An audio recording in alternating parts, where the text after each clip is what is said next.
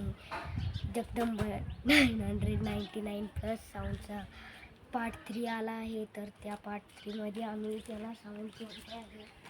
तर तुम्ही पाहू शकता, हे पाहू शकता तुम्ही साऊंड.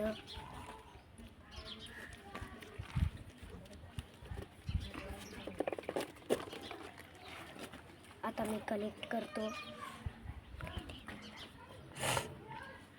कनेक्ट झाला आहे. पहिले मी गाणं लावतो.